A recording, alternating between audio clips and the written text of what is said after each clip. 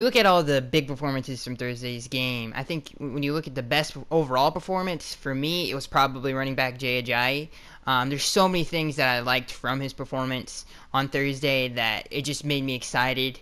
I just can't wait to see him play Week 1 against the Buccaneers because if there was any doubt that Ajayi is a superstar, I think when you look and rewatch that game, that just solidifies it. I mean, he looked amazing in Thursday night's game. Whether that be in the red zone, running in between the tackles, he didn't do a lot in the receiving game, but he looked more comfortable running routes. Obviously, Adam Gase trusts him more in the receiving game than he did last year, and obviously the big difference from this year to last year is he is the bell cow of this Miami Dolphins offense. He is the man. When it comes to being the running back. Last year, we didn't know who was going to be that guy. Obviously, we brought in Arian Foster. We brought in a bunch, Damian Williams. There were so many people in the mix to start Kenyon Drake, who we drafted in the third round. So we didn't know who was going to be the number one guy. Now that we know who is going to be the number one guy, and obviously Jay's coming off of an all-time great Dolphins running back year, he just solidified what we think of Ajayi. He looked amazing on Thursday. He looked more comfortable than ever. He looked amazing within this offense. This offense fits what he does so perfectly. If he can get past the first level as a running back, he makes so many people miss and runs through arm tackles like it's nothing.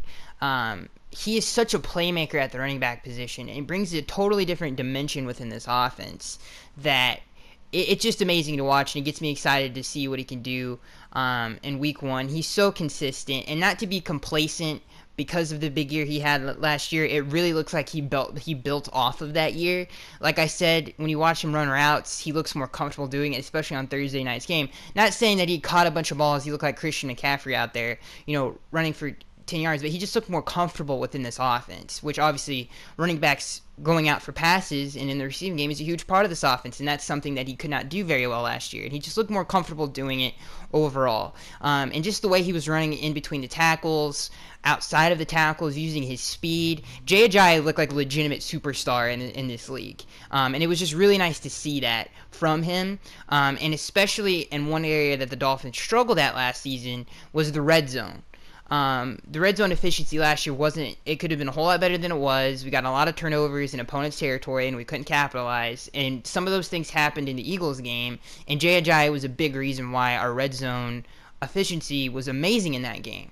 Obviously, when we got those big turnovers, we were in the red zone. Ajayi is a legitimate, one of the best red zone weapons in the NFL because of his power that he runs with and the speed that he possesses to either bounce it out, cut it back. He possesses great quickness as well. He's got great lateral movement. I mean, he is the package. So it was just amazing to see his performance on Thursday night, and I think it should get any Dolphins fan excited for what he's going to bring to this offense this upcoming season. Let's talk about another player that arguably had the best performance out of any Miami Dolphin Thursday night, and I thought there was a lot of really good performances, especially from the ones on Thursday night, and it had Dolphins fans' jaws dropping to the floor in excitement because he was a big question mark going into this season, whether he still had it or not, and that's linebacker Lawrence Timmons. I don't know what it is about the way he looked on Thursday night from an athletic standpoint. Obviously, there was a bunch of question marks whether he still had the athleticism, whether he was still the athlete that he was when he had all that success in Pittsburgh. Why did the Steelers let him go? Dude, he was flying around at the football like he was 25 years old. He looked amazing out there. He was effective in all three levels of the game. He was effective in the passing game, he was effective in the running game, and he was effective rushing the passer. Every single level that you want. I mean, Lawrence Timmons was just everywhere on the football field. Obviously, there were huge question marks whether he could be a good coverage linebacker, and whether he was just primarily going to be a run stuffer in terms of sub packages and stuff like that. He looked amazing in the passing game, obviously picking off Matt McGloin. Now, Matt McGloin's Matt McGloin. He's the Philadelphia Eagles' third-string quarterback, but that was still a tremendous play by Lawrence Timmons. I mean, that was one heck of a catch. He's got great hands. And that was just one heck of a play by Lawrence Timmons. I mean, he was flying to the football. It really looks like Lawrence, I mean, I can't say this for a fact or anything, but it looked like Lawrence Timmons lost weight or something because he was flying around sideline to sideline, like I said, like he was a 25-year-old linebacker. He looked so good out there. I don't know what he must be going to the same doctor James Harrison is going to, because I don't know how he can look that fluid as an athlete at this point in his career. I mean, this man has played in the AFC North for 10 plus years now, and that's obviously a very physically demanding thing as a linebacker, especially in the physical. All those teams he's had to play in the AFC North, to still look that good. I mean, come on, man. He surprised me so much for the athleticism that he displayed. It was insane. Like, I was shell shocked of the performance Lawrence Timmons had last night. It was amazing, and it was so nice to see as a Dolphins fan a linebacker look that good. Obviously, we want to see him do it on a consistent basis, but man, did he look good on Thursday night. And maybe I'm overplaying it a little bit because I haven't seen a linebacker play like that in a while. But like I said, he wasn't just good in one phase of the football game, which is what a lot of our linebackers are, just good at one thing. He was involved in the passing game. More ways than one. He was involved in coverage, and he was involved in blitzing. He was tremendous in blitzing the quarterback on Thursday night. Obviously, he's got a great pedigree of that. He was a part of the Blitzburg defense when Dick LeBeau was down there in Pittsburgh, and that's something he's done his entire career. That's something he feels comfortable doing. And there was a couple times where he came up that A gap, and he was flying to the football. And there was a couple times where he lined up over the tackle, and he took the tackle straight on. I think it was on an inside stunt for Andre Branch, and he got right past him and hurried up the throw. He had a ton of quarterback hurries. Lawrence Timmons had a tremendous night, is the point. And the question marks whether he would be good in the passing game, I think, were answered against a pretty good quarterback in Carson Wentz and a pretty dang good receiver core that Carson Wentz has down there in Philadelphia. It just makes you excited as a Dolphins fan to see that kind of linebacker play on Thursday night. And like I said, arguably Lawrence Timmons had the best performance out of anybody on Thursday night, and it was really nice to see that out of a linebacker on the Miami Dolphins. And hopefully he stays consistent. And another thing I want to bring up really quick before we move on is the chemistry that you saw with the other teammates. That's not being talked about a lot. I mean, obviously Lawrence Timmons is his first year as a Dolphin. This is his first year with this defense. He's been a Pittsburgh Steeler his entire career. And it looks like the entire defense is just gravitating towards him as a leader. And that was really nice to see. You haven't seen that on a Dolphins defense in many years, where after the play is over, everybody's talking to Lawrence on what happened that play, or what did it, just having conversations as a defense, being more vocal, talking to each other, making sure everybody is where they're supposed to be. That was really nice to see as well. Lawrence Timmons had A+ performance as far as I'm concerned, and it surprised me of how good of a performance it was. So, yeah. All right, let's talk about the headliner for Thursday night's game, the guy that I told everybody to watch on the podcast and everybody and their mom was watching on Thursday night, and that is quarterback Jay Cutler. So going into this game, obviously one of the number one things we wanted to see from Jay Cutler was the big play, because he has tremendous arm talent. That's something the Dolphins have heard over and over and over and over and over again, and that was on full display many different times on Thursday night. It wasn't just a one-hit wonder. It was a threat on a consistent basis. Obviously, the play-action game is one of the best things that we did last year as an offense, and Adam Gase is so talented when it comes to drawing up play actions. I mean, when we play action, when we fake the football, just the play design alone is just so beautiful. They're just so fun to watch when we do it, and we took some shots this game. Obviously, the best one was to Devontae Parker over Ronald Darby, who's a very, very good cornerback. Obviously, DP has the size advantage, and he has the leaping advantage against almost anybody in the NFL. But it was just so nice to see that connection in a preseason game. We've seen that probably a gajillion amount of times in practice, but to see it in a game-like environment, because that first quarter was the closest thing we've seen to a regular season game, maybe all preseason. To see him make plays like that, DP, it's just that is a trailer. That is a preview to things to come for the regular season. That was just a little taste of things that we're going to get in this regular season, because Devontae Parker is the truth. He is going to be that dominant outside receiver that we haven't had in forever. He is going to dominate NFL defenses this upcoming season.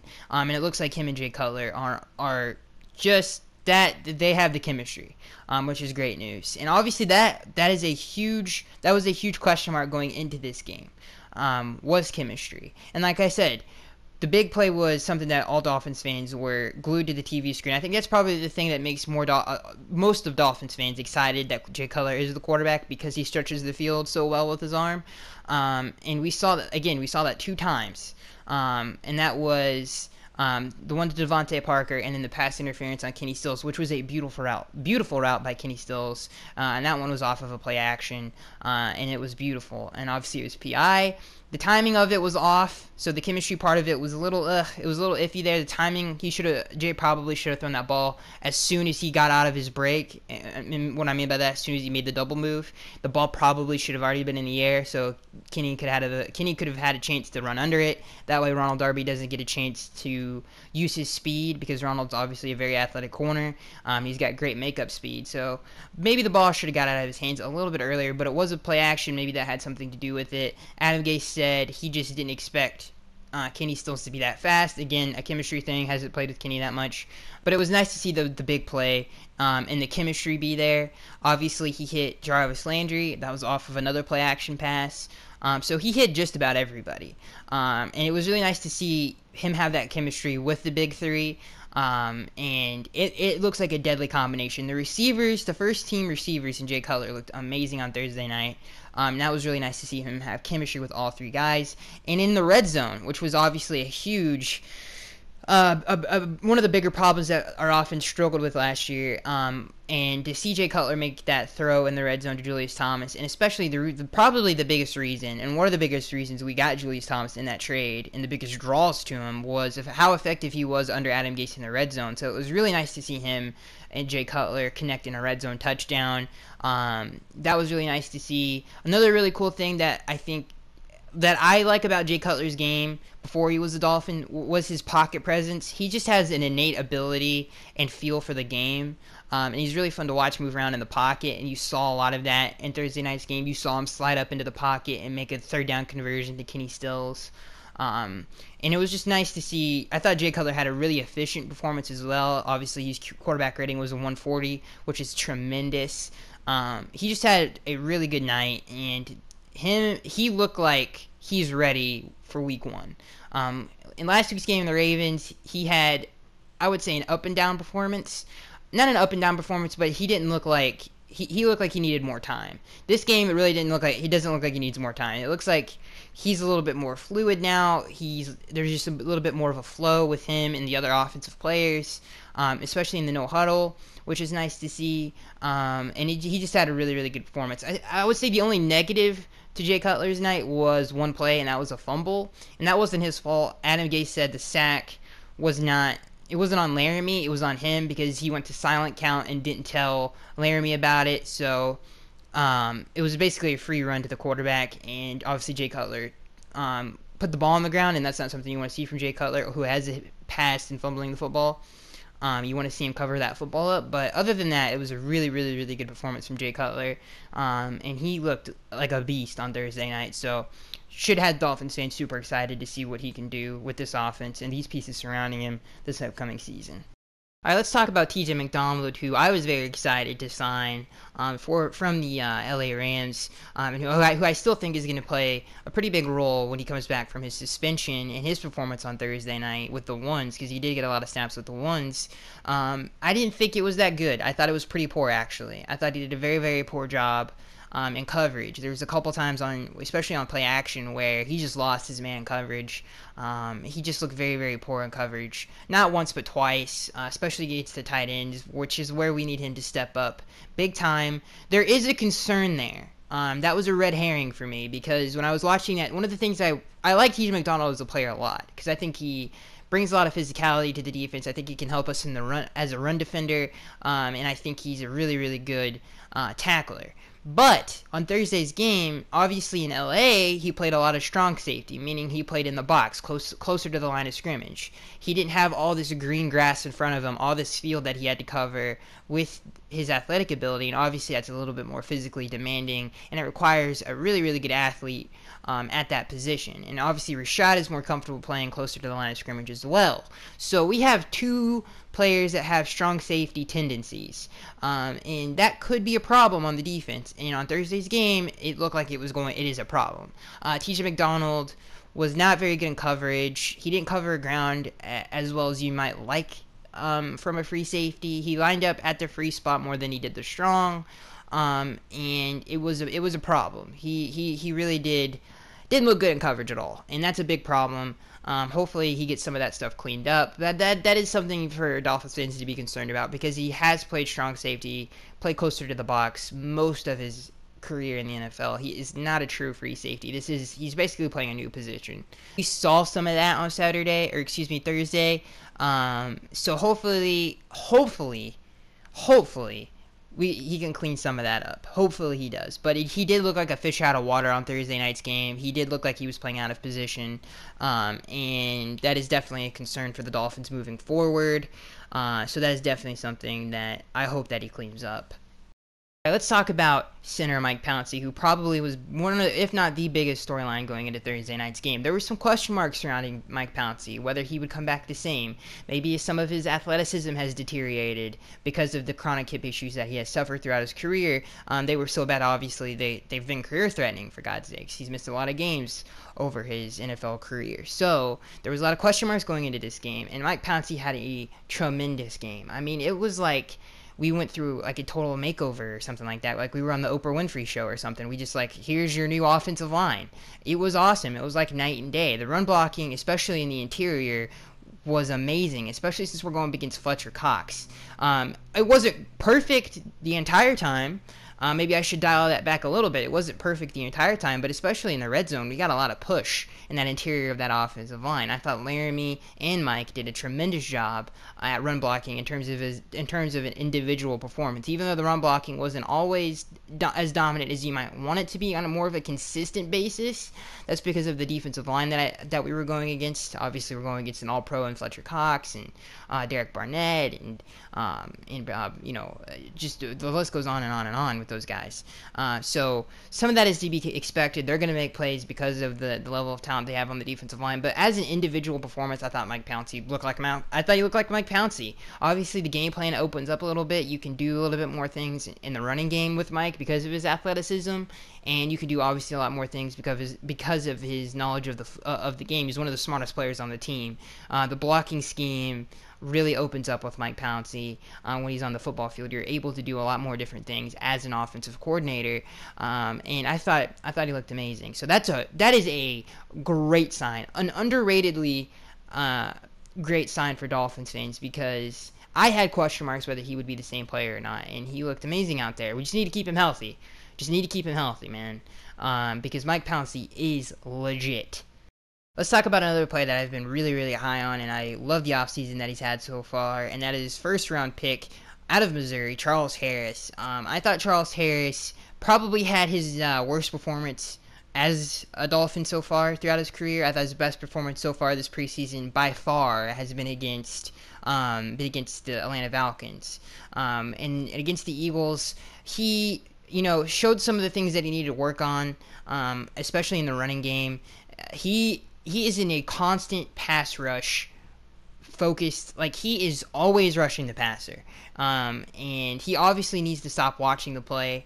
Even if it's not against him, if the ball's not coming towards him, he needs to shed a block and still chase down the football. Those are some of the things that he needs to work on as a defender. And I'm sure him learning under Cameron Wake and learning under Jason Taylor as mentors, he's going to be totally fine. This is something that he's going to get better at as his career starts on. But what I mean by that is just setting the edge better. Charles Harris needs to get better at that. In the run game, you saw some things on Thursday night's game that he just got thrown to the floor. He was doing pass rushing moves on a run play. It's like, come on, Charles Harris. So he needs to get better at that. But in the pass rushing, I thought he was active all night. I thought he gave great effort. He didn't have a bad game. I'm not saying he had a bad game. I thought he gave great effort in the screen game. He chased down some screens. Charles Harris goes 100% all the time. It's not an effort thing with him. It's just a technique thing with him that he just needs to kind of do. He needs to do more of. And as soon as he gets that As soon as he does it over and over again, it's going to come more natural to him. He just needs to do it more and just get better at it. And I'm sure, like I said, that just comes with more time in the league. All rookies have something that they need to work on, and that's just something that Charles Harris needs to work on. But I thought he gave great effort. I thought he was active in the pass rush. He got a lot of work with the ones on the defensive line. But watching Thursday night's game, I think we can really see what Charles Harris's role is going to be this upcoming season. Not that you couldn't guess what it was going to be before this, but I think it's definitely solidified. There was obviously a little room there. Maybe he could take the starting job from Andre Branch, but he's definitely going to be a pass rushing specialist his first year in the NFL. He is going to be that third down guy that we sub in with our speed rush. That is something that he's going to do because he definitely needs to work on setting the edge at a higher level, needs to be more active in the run game, and that's just some things he needs to work on technique-wise, and he just can't be a three-down guy in the NFL as of right now. But I think his role has definitely been urged out. He's going to be, like I still think he's going to be a dominant pass rusher in his rookie year because he still looks like they were still double teaming him. They never let there were some plays that they just would not leave Charles Harris on an island with his matchup. They did ship him a couple times, so he still is garnering that respect as a defensive end. But there are things he needs to work on, and I think Thursday night's game really, you kind of saw what Charles Harris's role is going to be for the 2017 season. Let's talk about the defense as a unit for Thursday night's game. There were some things that you really, really liked, and there were some things that you really, really cringed at. So let's get into one of the things. I think the best thing out of Thursday night from a defensive standpoint was the defensive line. I thought they were dominant in their entire time the ones are out there. I thought they definitely let their presence be known, for God's sakes. They caused turnovers. They caused hurries. They were just terrorizing Carson Wentz the entire time he was in there. Obviously, that interception by Jordan Phillips, he was getting the ball out way faster than he wanted to. They were just making their presence felt. They were getting tip balls. They were getting their hands in passing lanes. They were terrorizing Carson Wentz the entire time he was out there, and that was really, really nice to see because this defensive line is very, very talented. Obviously, we have a ton of depth at the defensive end position.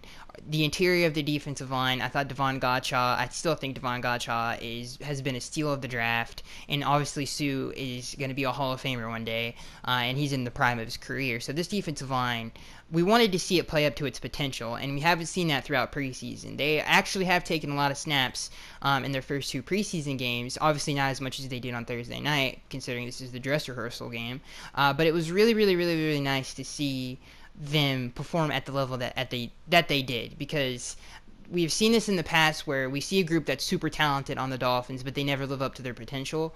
The defensive line looks like, yeah, they're going to live up to their potential, all right. They straight up dominated their matchup, and it wasn't like they were going against scrubs at the offensive line. The Philadelphia Eagles offensive line is one of the better ones in the NFL when they're healthy. They have a former All-Pro in Jason Peters, who still plays at that level, and they have a future All-Pro in Lane Johnson. If he can stay healthy, he's definitely going to be an All-Pro caliber offensive lineman. So it wasn't like they were going against scrubs. They were going up against a really, really good offensive line. Sue said in practice when they were practicing against them, they have a chance to be one of the better offensive lines in the league. So they dominated a very, very good Philadelphia Eagles offensive line, and it was really nice to see them play up to their potential. Let's get into some of the things that you kind of cringe at, and that's the safety position. We had a lot of busted coverages last season. And I attributed that to the fact that Rashad was out for most of the year last year, and we had a lot of backup safeties out there that we picked up off the street, like Bakari Rambo. So to see that on Thursday night's game, we had a lot of busted coverages. Obviously, the biggest one was Torrey Smith. In the back end of the secondary, there was a miscommunication. Rashad was caught looking in the backfield.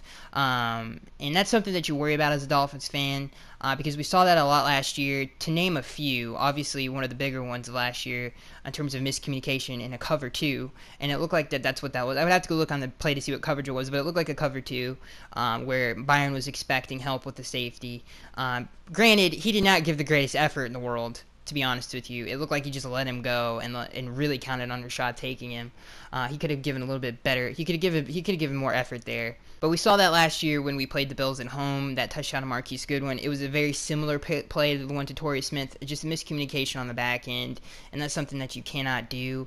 And especially since we have our starters out there, to see that kind of coverage and that kind of a busted coverage with Rashad and TJ and Nate who are out there that entire time. It was very concerning. Hopefully we can clean some of that up. We really have to limit these chunk plays, and especially in the secondary and in the middle of the football field is where we really struggled on Thursday night, and that's something that I've been talking about at a ridiculous, like, this is something that the Dolphins defense has to clean up. No team last year gave up more yards over the middle of the field than the Miami Dolphins did. So obviously we want to see improvement from that area. We have our starting safeties back. Obviously safeties play a big role in coverage over the middle of the football field, and obviously linebackers do as well, and it was just wide open. There were a lot of their third down conversions, and a lot of their big plays came over the middle of the football field. A lot of them came to tight ends that went to Zach Ertz. Open field tackling was a problem all night long for the Miami Dolphins on screens. That one to Zach Ertz was a perfect one where he literally somehow got out of a tackle of Rashad Jones, and that's uncharacteristic of Rashad. He's usually a better tackler in open field, but there were a couple times where we had penetration in the backfield, and we just couldn't make the tackle. So open field tackling still continues to be an issue for the Dolphins. Did not see improvement in that area. Didn't see any improvement in terms of coverage over the middle, which still is just, it's so concerning at this point, because that's something that we really struggled with last year, is coverage over the middle of the football field.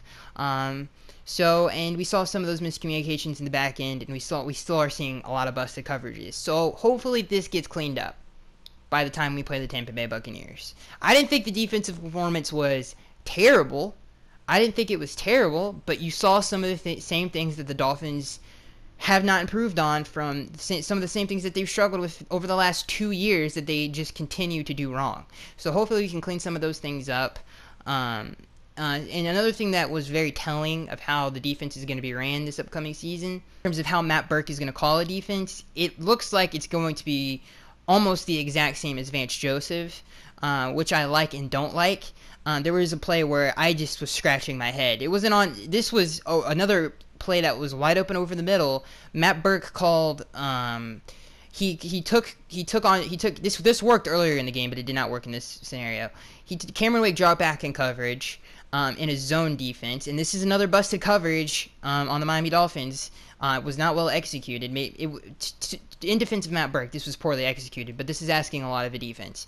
Cameron Wake drops back in coverage, which is stupid. He should be rushing the passer, obviously. And Alshon Jeffrey just continues to work his way over the middle of the football field until there's no one there, and then obviously Carson Wentz delivers a good football, and he walks into the end zone, and that's another huge play over the middle.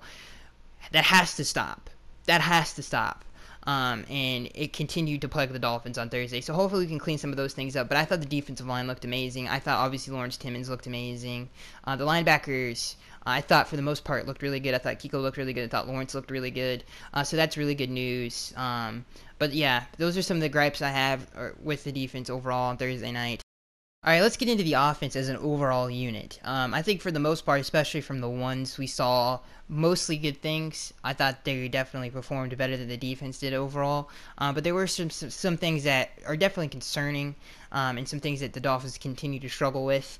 I thought some of the positives was the running game looked a whole lot better than it has the entire preseason. I thought the offensive line played by far their best football, and it wasn't perfect. There were some plays that definitely could have been blocked better, but it was by far their best performance of the entire preseason. I thought pass protection for the most part, especially considering they're going up against a very, very talented defensive line in the Philadelphia Eagles, was pretty good for the most part. I thought it was pretty good.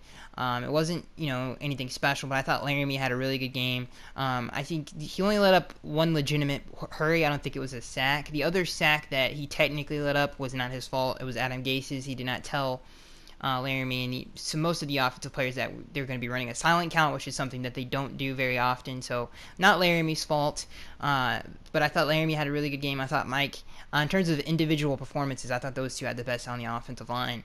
But I thought the offensive line exceeded my expectations.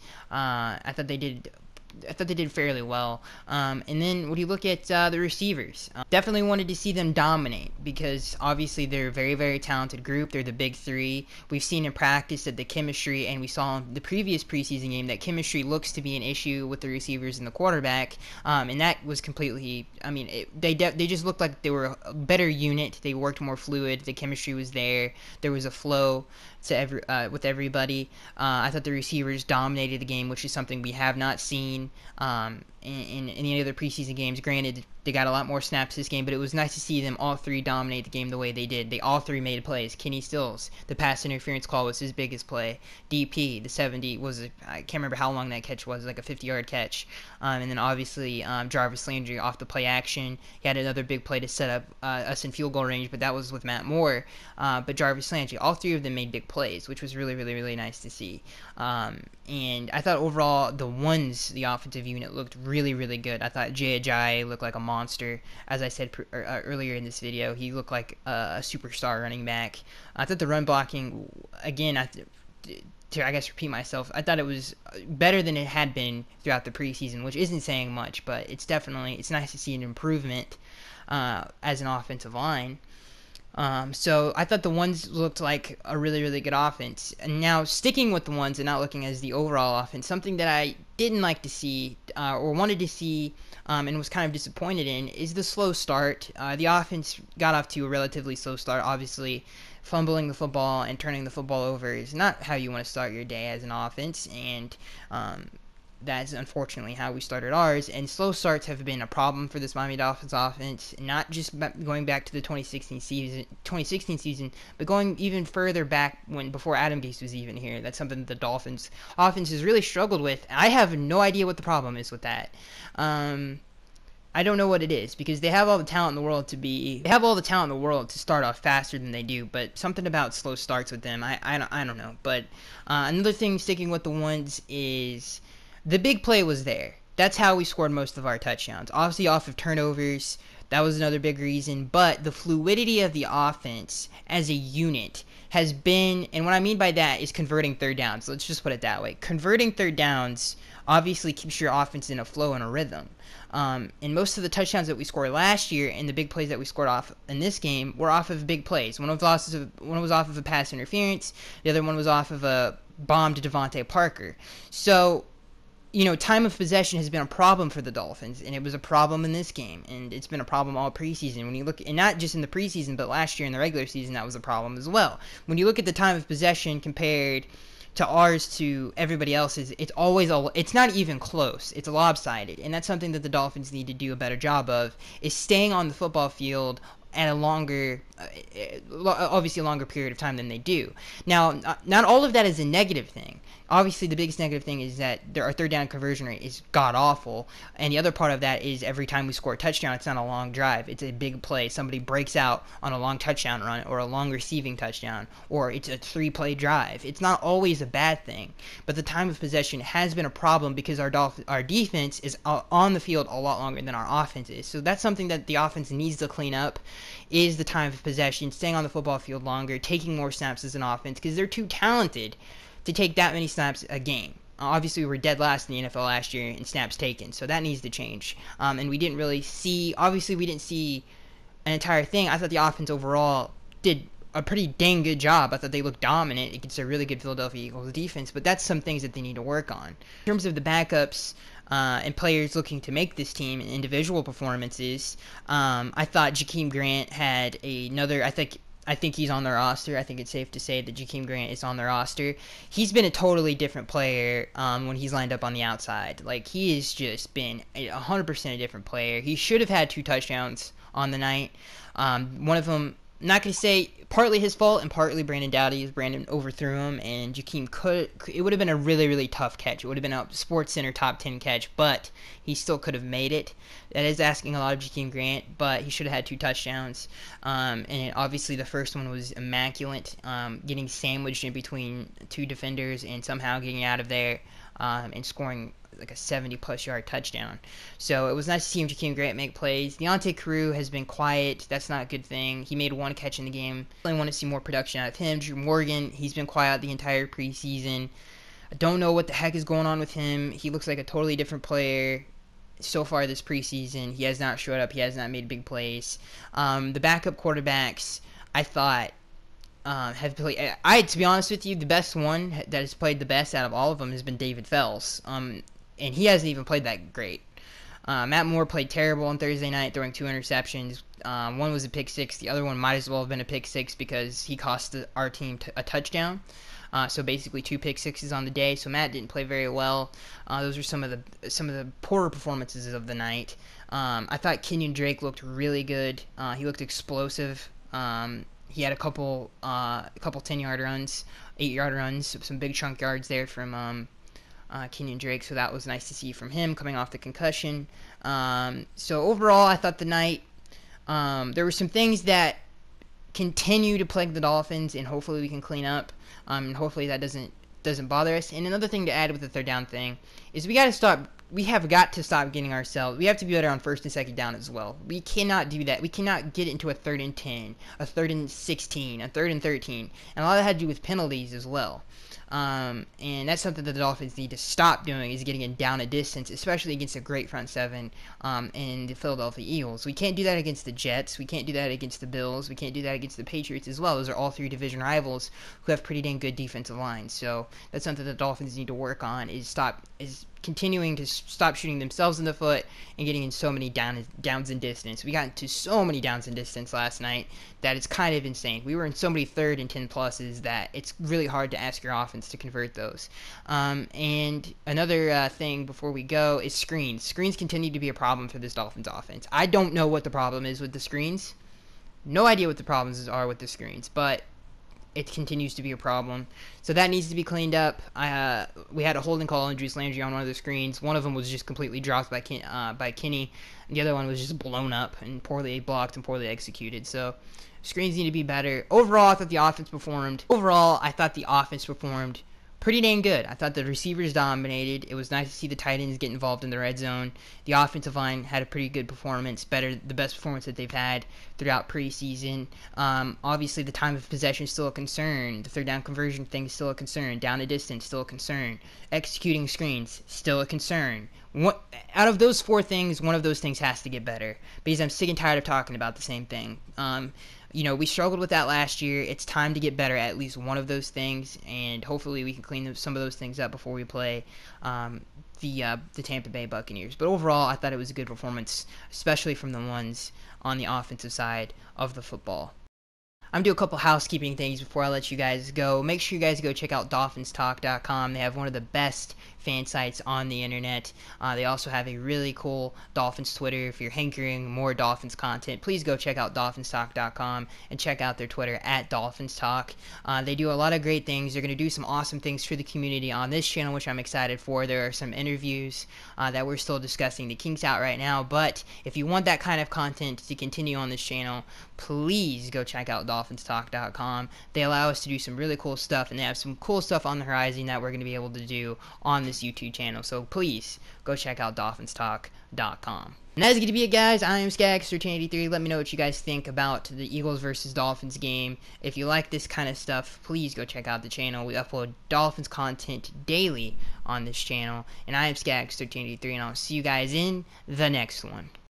Let's get through the rigmarole first before we get into the Miami Dolphins podcast. Remember, guys, this podcast posts each and every single Wednesday. The first segment of this show, we go through all the Miami Dolphins news you need to know about. The second segment of this show, we go through all the AFC East news you need to know about.